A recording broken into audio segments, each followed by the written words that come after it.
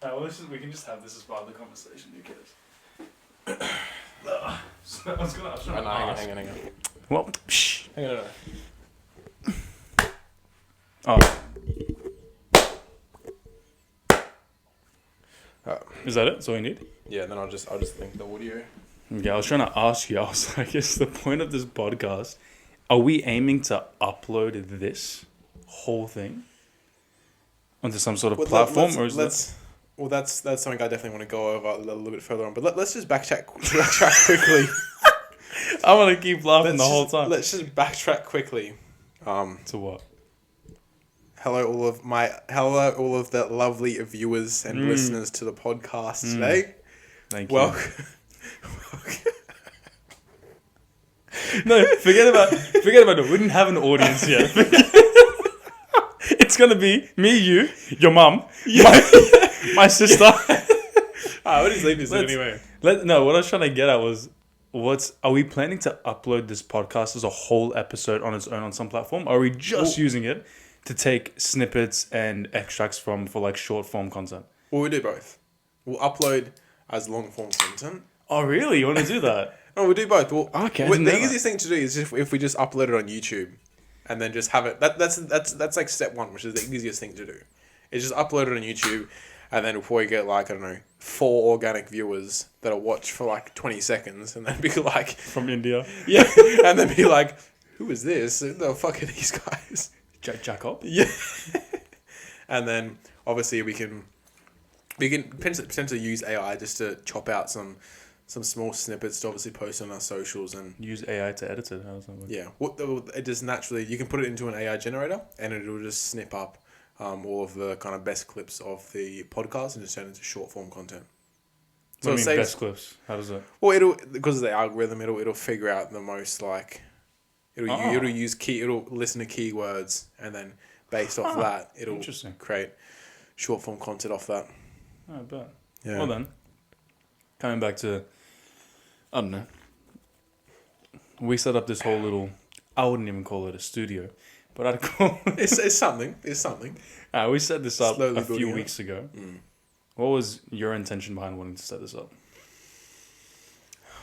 To probably gain a bit more exposure into...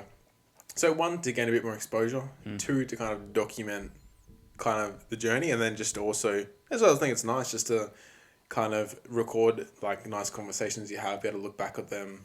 And also have other people listen in on them as well and see if they can take away anything interesting from the listening. What about you? I guess similar. Initially because you recommended it. And I was like, But then mainly talking in front of a camera, something I'm definitely not used to. So just trying to get comfortable with that. Also, the short form content is something I was also looking forward to. Yeah. Just because talking with someone feels way more natural than if I was just to sit myself in front of a camera trying to like spit out content. Yeah, because it's obviously more of a human interaction. Yeah. Compared to just looking at a camera and just... Yeah, it still feels weird. Case in point. But it's better than what it would have been, so that's a big part of the reason why. No, and do you want to get into more of like the content space? Yes. Yeah, but I'm a bit perplexed as to how I'm going to go about it. Because, I mean, sure, like you can choose the type of content to produce, like short form, whatever. But then, as far as what I want... No worries. Pull the microphone closer. What I want each like bit of the content to be about, or how I want to... what sort of like audience I want to target. That's stuff I haven't thought specifically about. That's why I thought this would be a good general starting spot. No, just talk about a bunch of random stuff and then extract like little snippets of whatever. Yeah, then get key takeaways of what could be the best thing to talk about, best audience to target. Were you planning to also use this for your short form content? Yeah? I'd like to use this just to kind of set it up and just obviously just get stuff out there, get your name out there, get your face out there. Yeah. Build that audience, because obviously the buying cycle, or just like the buying ideology of a human, the more they've seen of you and seen you talk and seen you as a person, the more likely they are to buy from you, because they've built their image of you in their head of like what you are, or like who you are in a sense. Yeah, we're gonna have to get comfortable with some pauses. Yeah. Rather, our brains just rot and think about. Well, actually, so this is. I find it's kind of easy. I just kind of. Yeah? Yeah. Why don't you start talking? Yeah, well, I was at. You stopped. No, I actually saw. I saw a. I thought it was very interesting. I saw a video recently, and they were talking about how everyone has a different identity of you, from as little as someone walking down the street and viewing you. Yeah. So there are thousands of identities out there of you. You have your own identity, but Joe Blow on the street you walked past and he looked at you, he instantly built an identity based off just looking at you.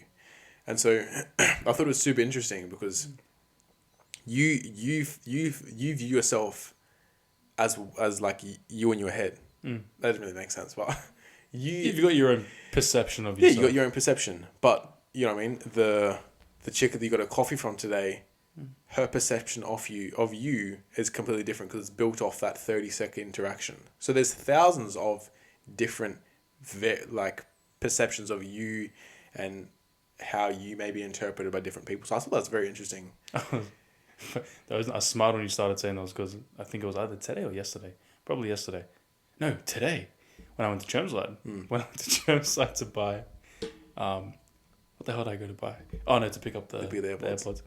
When I went to go pick those up. And this will happen every now and again, but mainly when I'm in like big... like a shopping center or just like a footpath with a bunch of people. I'll look at people. I'll make... I'll just get bored. So I'll look at people and just make initial judgments just... based on how they look about who they might be. And then realize at the same time that they're probably doing the same thing maybe to me when they just... Exactly to what you're saying. And I'm like, man, I wonder what my initial...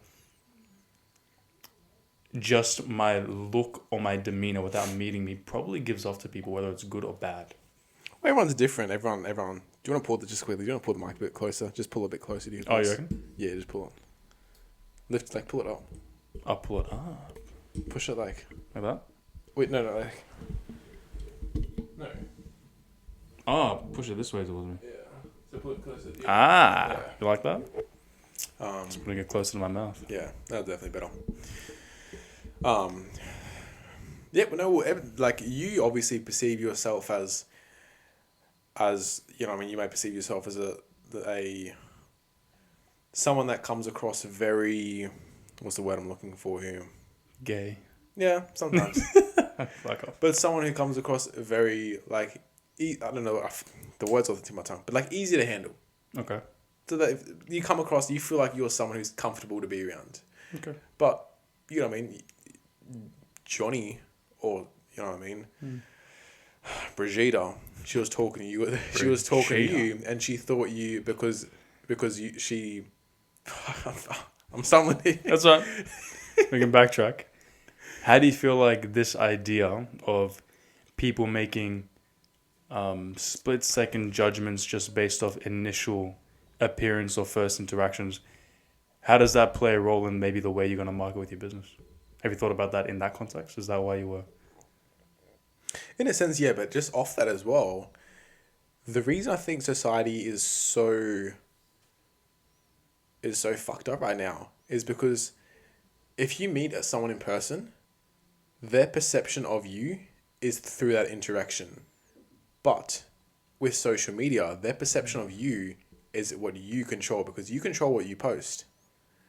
So you can come across a certain way on social... I never thought about that, but you can come across a certain way on social media and dial it down to how you want to be perceived.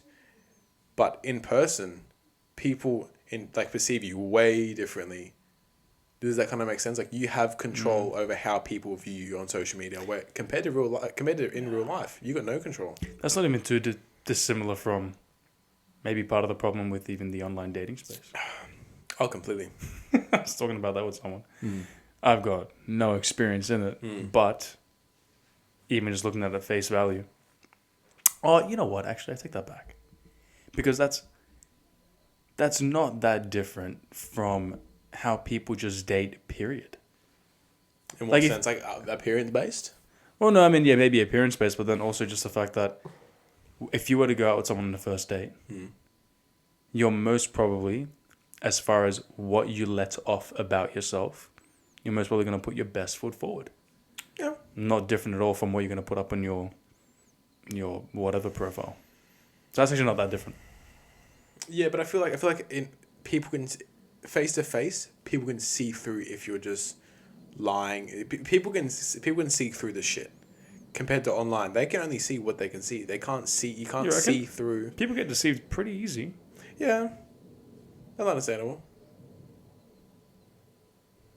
So, I definitely feel like there's a definitely.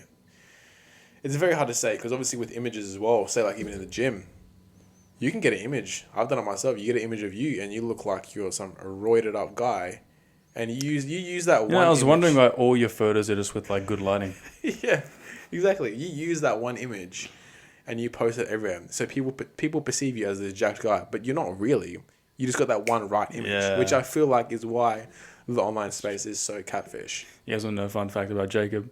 If you look at all the photos he posts up on his social media, he took all those photos in bulk about 2 years ago when he looked his best, and he just posts it once a month now.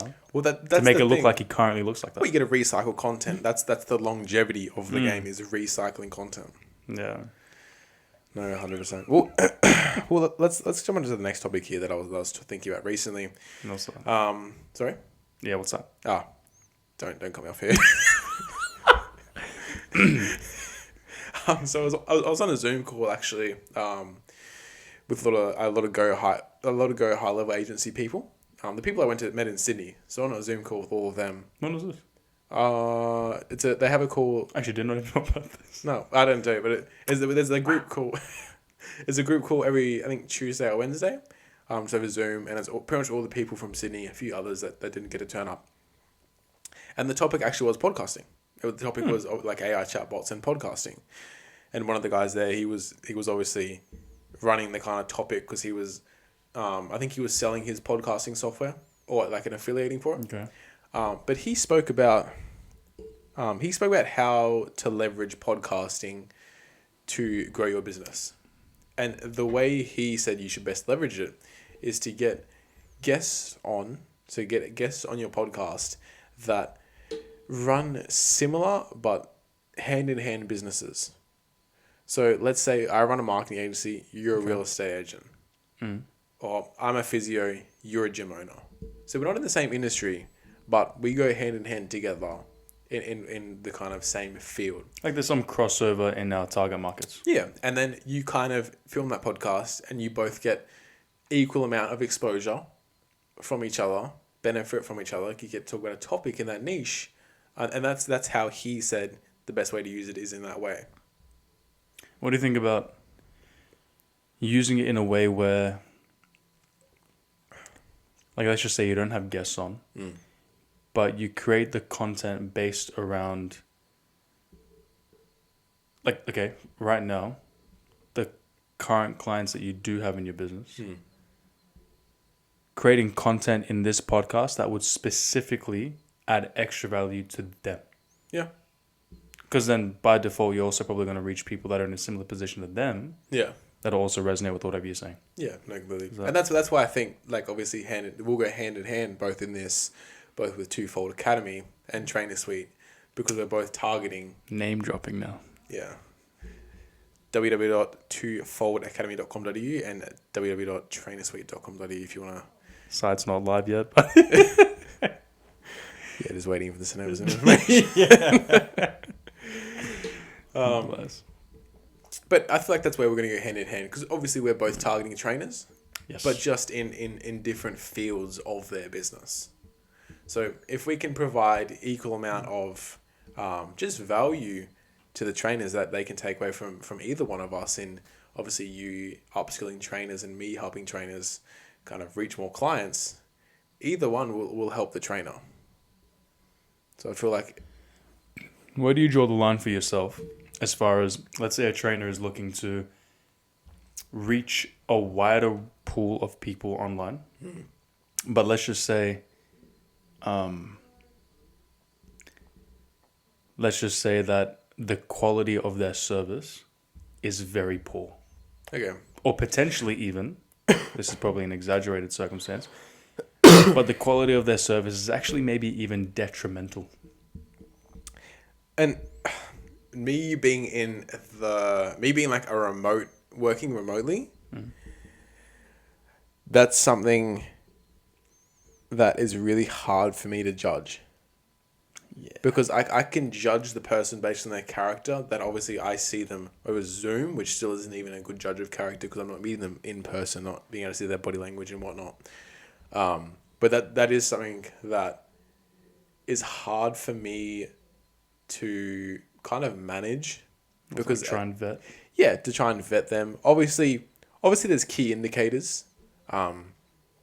Obviously like one prospect I had recently who had been famous on socials, working at a gym, but had no clients. So based off that, one, he probably can't sell, and two, I would probably most likely say the quality of his service isn't good.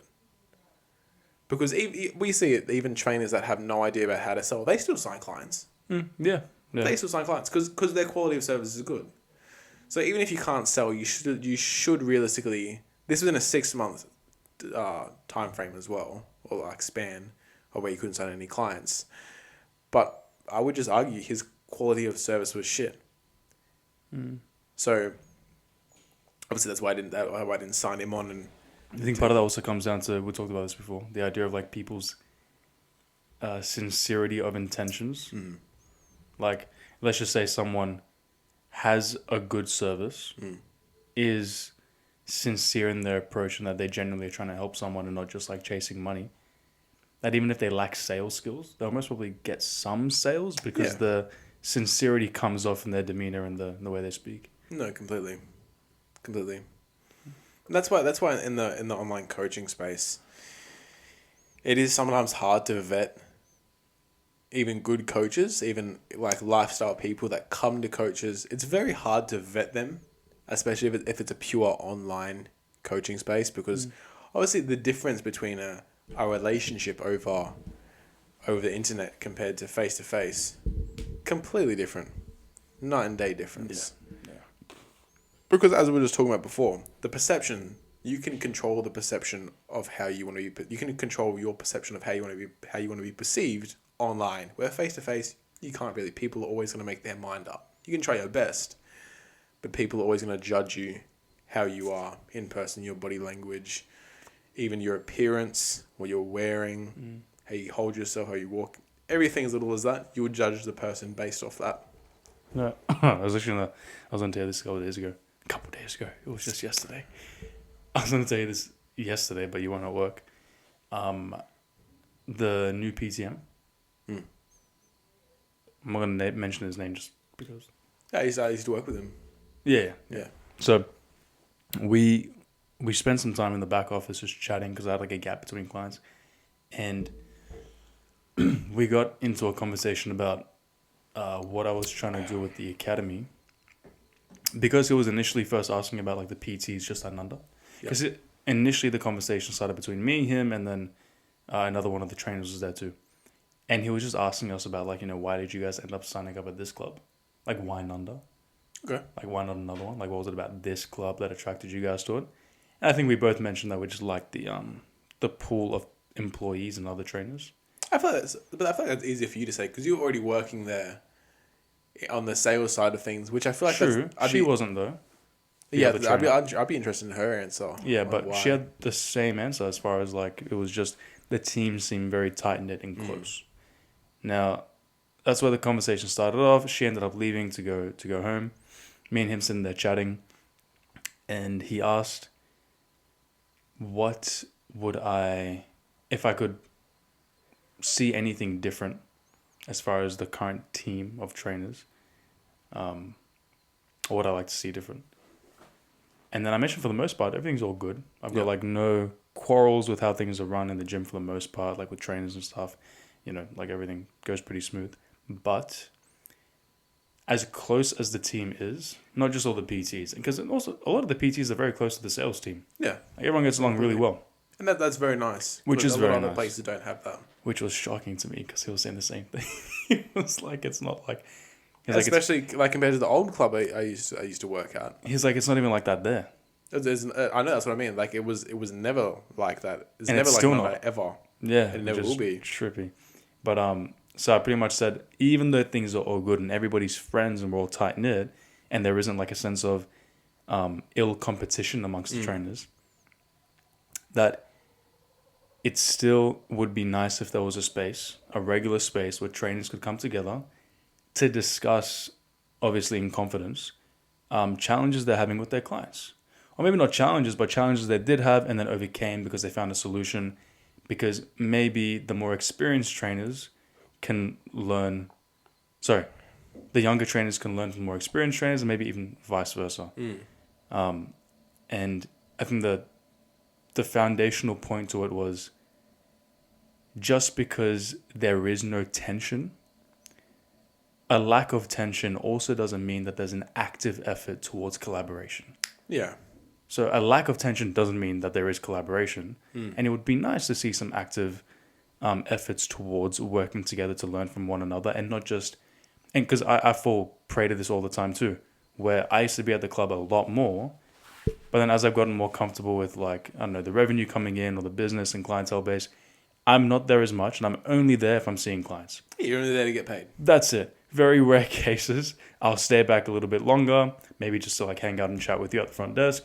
And that's about it. But then otherwise, I'm falling into the same trap that I saw, that I initially would look at other trainers before I started PTing and be like, oh, that's not good, where they would just come in and go the second they're done with clients. Yeah. And now I'm doing the same thing. Yeah. I'm like, I wish there was a space that would encourage me to want to be there, to collaborate with my other colleagues, even outside of client time, which I guess I understand it's hard to find times that fits everyone. Yeah. But still would be nice and beneficial to the service of the member base. But do you feel like other trainers would actually put their effort into that? Because I feel like they did a similar, they do a similar thing at other gyms. Like they do like the Like training and development. Or like they do like the PTM meet or whatever they call it. And from the old gym, so like the success rate was low. One, because obviously people would show up. With the regular people would show up. But a lot of people wouldn't show up because they would have no value in it, because it would just be mainly just one person talking about a specific topic and then them trying to teach the other trainers. So I feel like something that you would need to do is have a good structure to how you want to run it that everyone can agree on. That's because he brought up the same point. And then when we got deeper into the conversation, I think I was trying to make a point that, let's just say, the reason why, because, they've tried doing that at Nanda, like weekly training development spaces. Nobody goes. I don't even go. Yeah, you didn't find it very valuable. I think you went to a couple, but you didn't really find it. No, didn't find it very valuable. But I think if the nature of the space was different, I would have found it more valuable. But I think it also comes down to, like, I want to go. I want there to be a nice space. But like if the majority of trainers don't have that mindset, maybe it has something to do with their framework towards how they perceive their job. Yeah, a lot of them would just perceive it as go in there, get paid. Because I even which a lot of trainers do. Yeah. You talk to a lot of new people getting into the industry. We spoke to one recently, and one of the first things he said when he was obviously doing his certs is like, he said something along the lines of, and I see how much you guys get paid and can make. Oh, someone at the gym said this? No, one of your recent yes. Prospects. And he spoke about like that one of the big reasons he wants to jump in is to get paid. And I'm not gonna sit here and argue there's nothing wrong with that. But I feel like a lot of trainers are like that, and that's why they don't value a space where they can learn from other trainers. I could be wrong. I could be generalizing. Yeah. No, I'd agree. And because, I mean, it all came down to the idea that I think even the PTM I was talking to, even he agreed with. The idea that most people aren't very service orientated when it comes to how they view their job. Like in the sense where if you were to assume that your perception of your job would then diffuse into your behaviors around your job, you can generally probably deduce two things. One is if you see your job just as a means to an end, and the ends is just some income and some money, then you'll approach it with behaviors that then start to mimic what we normally see, which is even what I'm starting to creep into the habit of, which is you just rock up when you have clients, see your client, go, that's it. And you do the bare minimum that's still beneficial. But there's nothing. I'm not going to argue there's nothing wrong with that. Nothing inherently wrong with it, but then you compare that to a different frame or a different framework that you have towards how you perceive your job, which is, okay, the money is the cherry on top, helps me earn a livelihood and support myself. But first and foremost, my intention behind this thing is to be of service to others in an ever-growing capacity. Which then, if I judge the success of my business instead of on money, on the results that my clients were getting, not just while they were with me, but long-term, even way after they saw me, if I valued the success of my business using that metric, believe me, I'd be looking for every single collaborative training and development space possible, because I'd want to see the most results coming from my interaction with my clients. And I'm just like, we then started talking about, how we could create a space to get trainers to want to come to these development spaces to shift their mentality towards using those metrics for success instead of financial metrics for success, just because they breed completely different behaviors. Here's another interesting topic, though. Do you feel like a lot of trainers would provide a better quality of service to their clients if they got paid more? No. I'd argue yes. I'd argue no, and I'm going to give an extreme example, not just in the context of trainers, but just in business in general. Scammers. But they get paid plenty. Let's keep this in the context of trainers, though. No. Let's keep this in the context of trainers. Okay, fine. Because a lot of PTs charge very little, so they don't make very much money, so they almost start to resent their job because they're obviously they got in there. Let's say someone got in there and they wanted to truly provide the best service to their clients, right? And they charge very little because of that.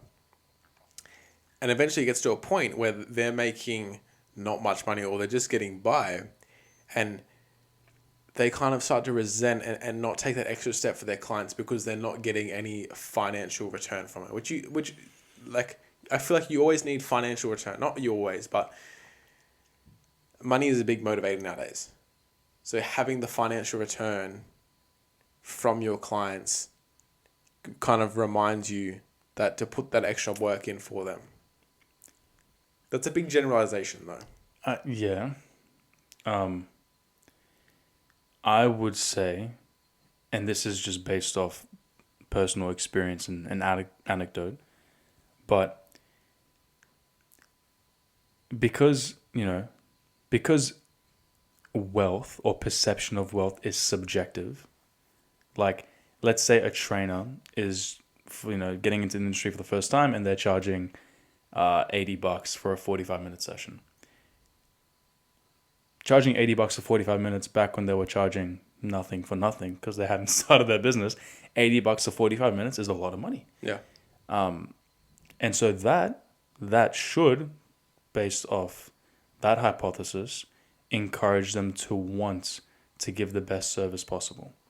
But then the longer they stay, the longer they spend making that money, that amount of money, the more desensitized they become to the value of $80 for 45 minutes. And then after some time, that's not going to be enough, and they need more money to encourage that same behavior of wanting to continue to give service without it leading to them becoming apathetic, towards, look, this can be said about human behavior in general, and this is a quote that I've read, but the idea that a complaining soul will complain even if they're in paradise. Okay. So an apathetic person and someone who doesn't put much effort into their line of work will continue to be like that regardless of how much they get paid for it. So there's something else underlying their behaviors, which if you bring it maybe all the way down and strip everything back, it's the person's moral framework or their moral compass. Do you feel like that's most trainers though? Is what most trainers. Most trainers start to kind of get desensitized to how much. I'm getting desensitized to how much I'm making, Okay. and I don't charge cheap, and I always thought, like, it's funny because we talked about this once before as well. The idea that people think that they've got certain morals and they've got certain values and beliefs, and you might think that about yourself for a very long time until you get to a point in your life where your morals and your integrity are stress tested enough, and then you might see a few of them break. Yeah. And then you question your entire character, and you maybe go down a little bit of a spiral. But I've definitely noticed that about myself more recently, which I've had to really check myself, which is, am I starting to get desensitized to the amount of money I'm making, and am I starting to slack off with the efforts I'm making pursuing the business and wanting to grow it and so on. And I find at times that I am, and I can maybe observe that in just repetitive patterns of behavior, procrastination, or whatnot. Even for me, someone who I thought I had somewhat of a relatively stronger set of moral values because of the way I was raised, but I'm obviously not even immune to. You stay in a particular environment long enough, you get desensitized, and then maybe you stop. You stop trying. Maybe it's desensitized that you naturally just want to break out of it. No, it's not even that. I find myself having to always keep reminding myself to shift my focus away from the dollar amount as best I can. That's difficult to do because you can't really separate the two, the service and the financial gain. But it's like this constant battle of having to always bring myself to account to make sure that the thing that's motivating me the most, that I value the most, that drives my behaviors, is the quality of the service and the care for my clients. Because it's very easy, no matter who you are, to get swayed and seduced by the 100%. Comfort of the financial aspect of things. And that's a constant internal battle, which, yeah, it's I feel like for some industries and others, it's harder. So if I feel like in the personal training industry, it's definitely a lot. I'm not saying it's easy, but it's easier to focus more on the service of your clients compared to say like my industry of being like marketing and kind of software, where most people just focus on the sales and stats. They build out the product and they just give it to the client. They don't really care about the client because you don't have a relationship with them. They just bought your product and you send it off to them. Where I feel like a face-to-face trainer, it's most people care about the results of their clients compared to other industries. Yes, that is true. Because, generally, again, to get into this line of work, you would assume at least one of two things. You're either passionate about fitness or you're passionate about helping people. Yeah. Now, ideally, you have both passions, but that's not always the case. I feel like a lot of the times nowadays, people are just passionate about fitness. Yeah, and they assume that because of that passion for fitness, that'll sustain them in their pursuit of this line of work. But then very quickly, they might come to realize that, I need to be passionate about helping people too, because if I'm not, you start to get very bitter maybe towards the job. Maybe not bitter, that's not the right word, but yeah, you know what I mean. Resentful to just like... Yeah, because it's not... Yeah, it's at times not always easy work. But... Because you're more of a friend than anything rather than just someone who just... like people, a lot of, especially old heads, kind of perceive trainers as just like some big steroid that shouts at you while you're working out. When it's not, it's mostly about just having those deep conversations with your clients about their lifestyle, pretty much just their health, wealth, and well-being, in a sense. Yes. And having facilitating those conversations with your clients to really just improve just their life overall, rather than just the aesthetics, which is obviously what you focus on, is improving the client's overall health and results in any philosophy in life. That would ideally be the goal.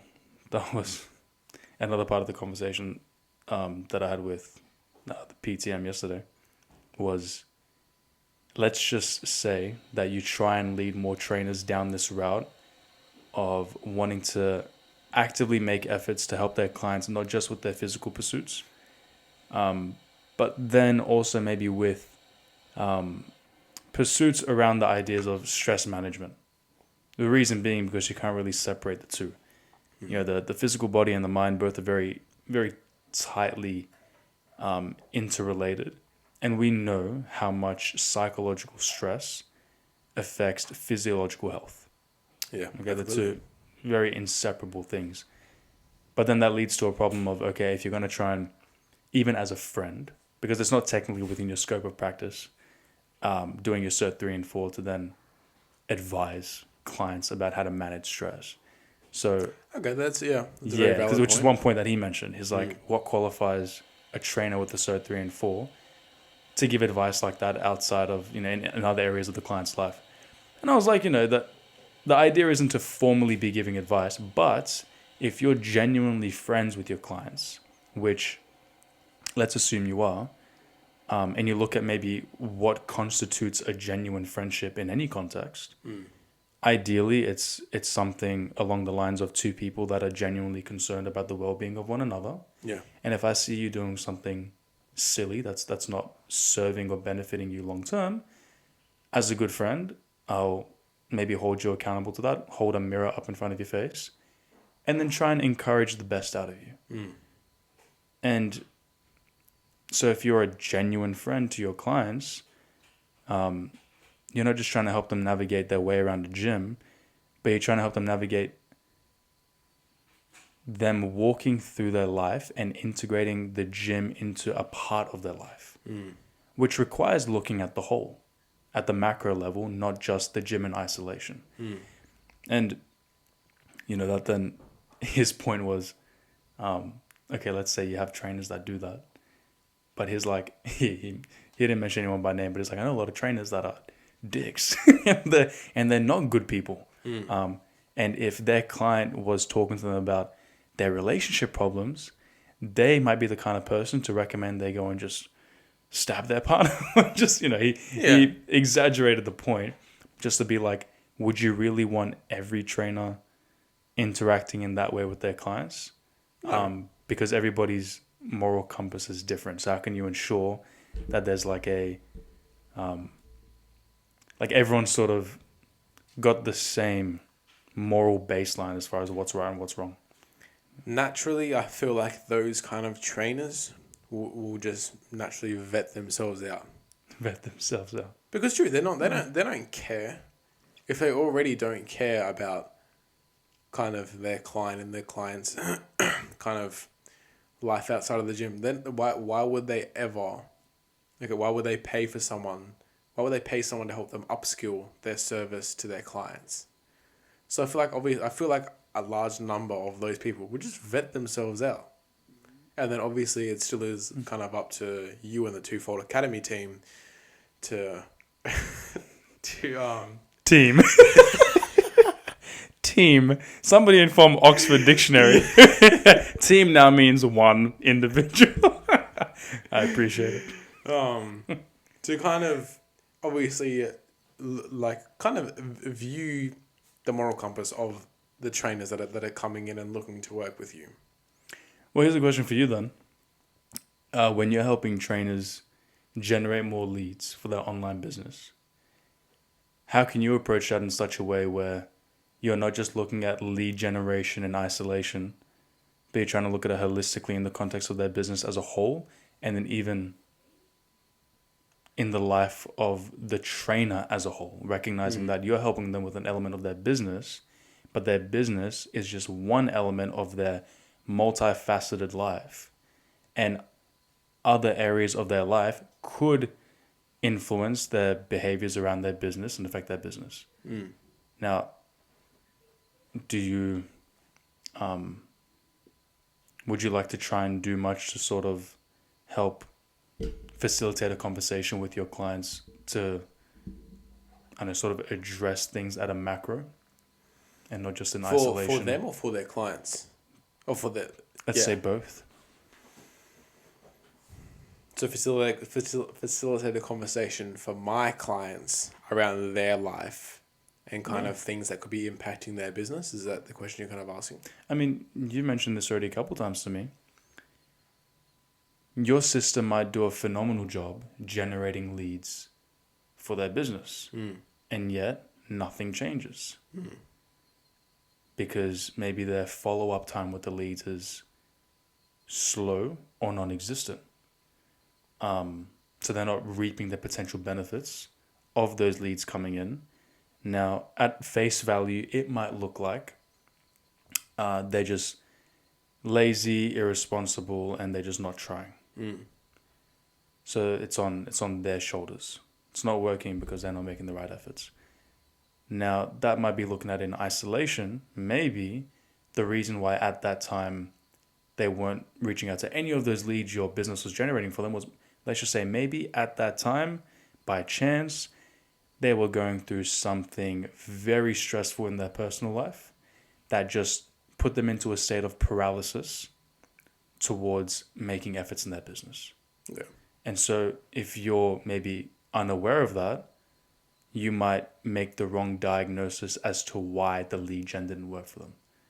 Again, that's a very valid point to ask. That's a very valid kind of question to ask, because even from my sake, and we've spoken about this, that I do make assumptions to why the client may not be kind of putting the work in on their behalf, which I probably shouldn't. I should probably reach out. It's fair though, because you can generalize most things. Yeah, but I should probably reach out more as a friend and just kind of ask how things are going on in like outside of their business, which is also kind of, I feel like, very hard for me because it's a very kind of business sided relationship. It's very hard for me to build that rapport with the time I only get talking to them. But kind of going back to the question of how to get my clients to help improve facets of their life from their business, it's something I want to focus on is having kind of, before they even enter, obviously, like the Trainer Suite program, course, or platform, whatever you want to call it, to focus on kind of stuff like limiting beliefs, mindset shifts, right?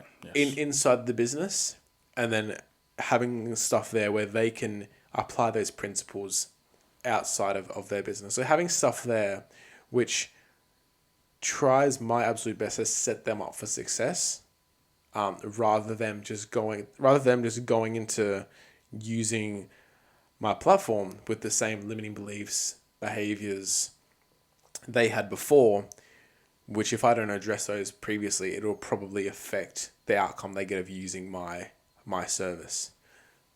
And then, so having stuff in place to kind of, to cover all those facets, to improve their success inside my business, and then to obviously give them the tools, and then they can use that for their business, and they can use that outside of their life, and hopefully they will implement those same. Let's just use an easy one, for example, say limiting beliefs. We'll talk about something like limiting beliefs, like kind of could be from anything from taking money to servicing clients and whatnot. Give them the tools to help overcome those, and then they can overcome those same limiting beliefs outside of their business. So does that kind of answer your question with that? No, definitely. 100%.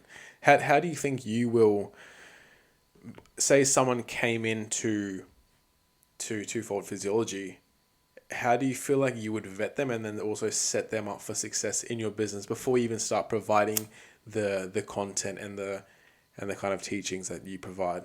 The personal training or the academy? The academy. The academy.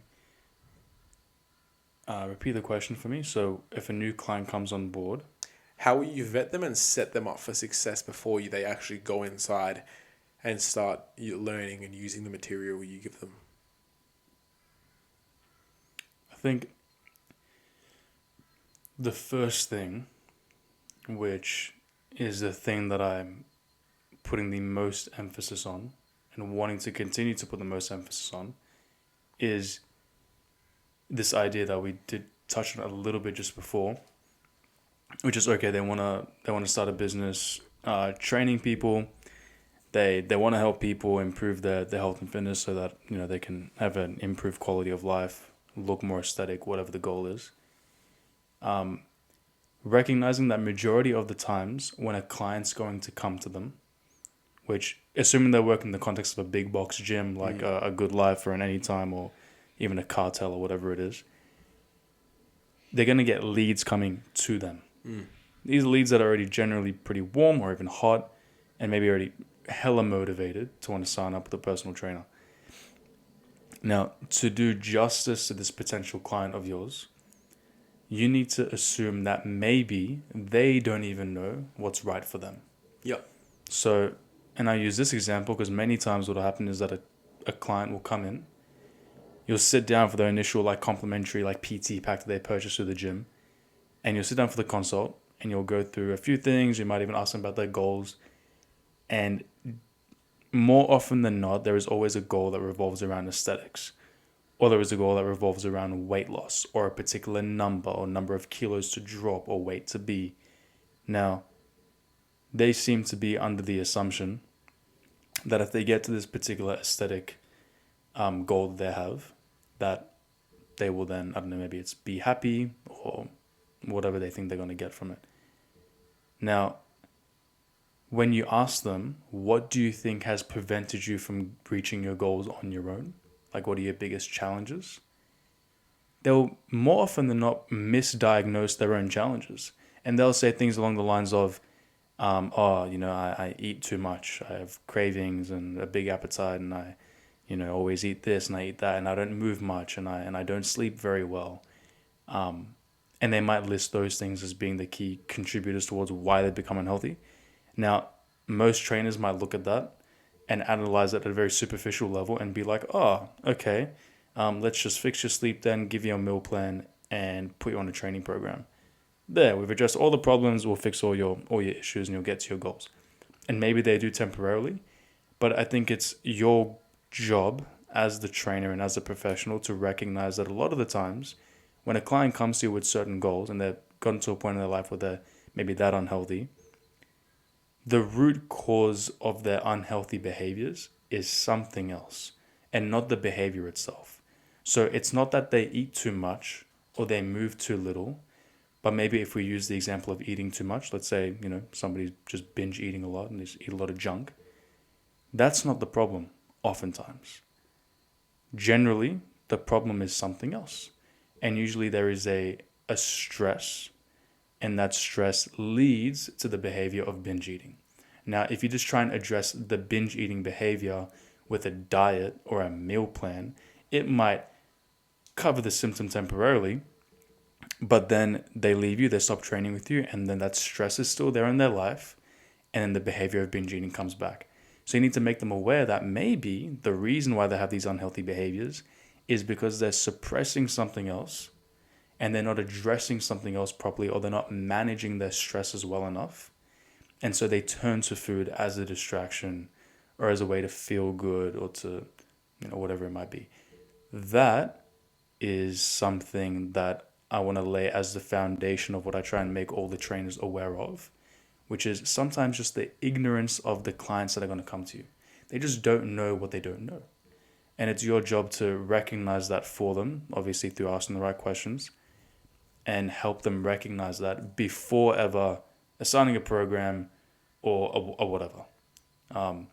And that's the main thing I want to first be addressing with trainers when they come into the academy, because that's really gonna set the tone for everything else they do in the future of the business, and how they go about addressing the health and success of their clients. Yeah. That's a massive part. Yeah. 100%. Yeah. That, I can snip a lot of that for content. Well, look, that probably wraps up the end of the... Did you have any last kind of comments you wanted to add to that? Just to kind of... I was going to mention it before. The limiting beliefs you said. Because I'm assuming is majority of the times when somebody, like, let's say, reaches out to Trainer Suite to get help with generating leads for their online clients, is it often the case that this isn't the first time they're trying a service like yours? It's a mix. I probably don't have the volume to show that. But I feel like eventually I'll get to a point where I'll be able to, like, kind of pick the data and kind of see.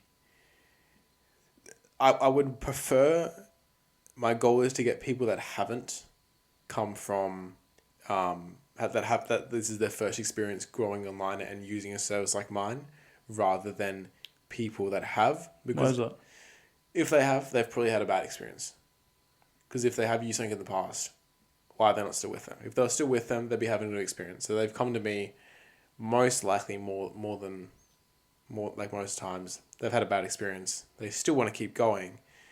But now they come into my service with all of these negative traits and negative perception of obviously how things works, and even just like the paid advertising route being like, it doesn't work for me and all of that.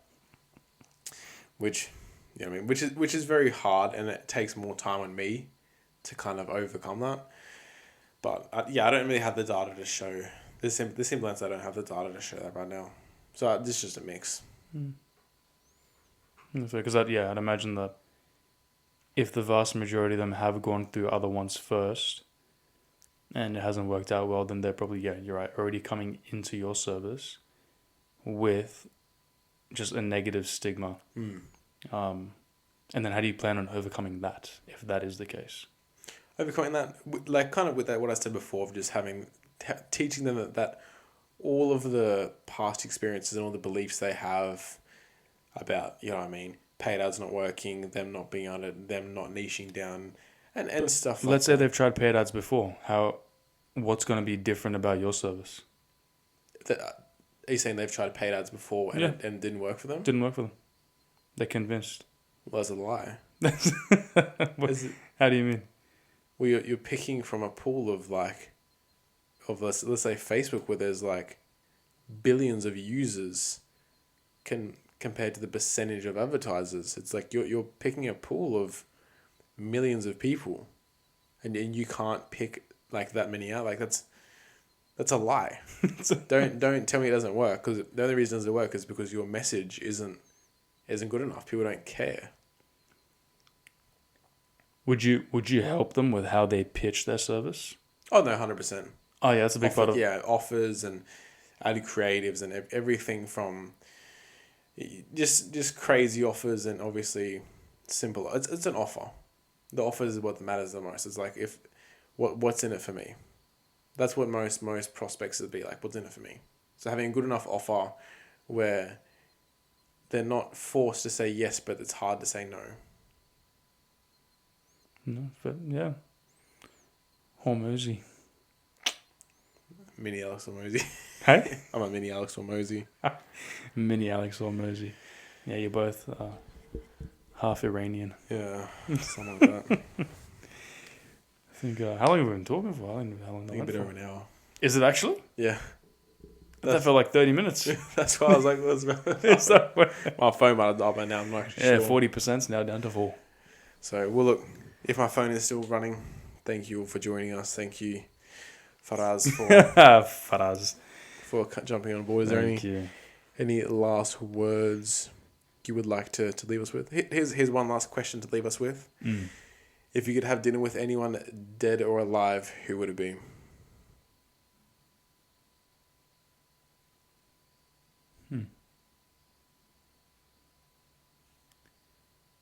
I'd love to have dinner with Dr. Jordan Peterson. Okay. Yeah, big inspiration at the moment, towards my thought processes around life, business, everything. Very fascinating guy. Would be interesting to pick his brain. No, 100%. Yourself? Probably my mum. I think it's Alex Hormozy. No. Probably my mum or Elon Musk. Basic answer. Mum or Elon Musk? That's a big jump. Why mum? Why Elon Musk? Well, your mother, you can't. There's Yeah, You it's cannot- being, you cannot- Look, you know she can't hear you right now. She's Well, we're actually in a podcasting warehouse. We're not- that's my point. She can't hear you right now. There's no need to suck up. Kiss ass. Why Elon Musk? Oh, because he's just an innovator. Just one of the just. I would just be super interested to see. That's actually a good one. Yeah. I feel like everyone says him though. Yeah, that's valid. Everyone says him. But, well, look, that's it from us. Well, Thank you all hopefully for with future episodes, joining us. this starts it. How did you feel? Did you feel pretty natural talking into the mic and with the camera set up? That was easy. I just got into the flow. Eh? I just got into the flow. It was just normal. There was a part. There were like spots where I got into a Let's flow. wrap it up now. Yeah? No, we can have this as part of the episode. They can see the raw behind the scenes. They know it's the first episode. Raw dogging it. Raw dogging it. Yep.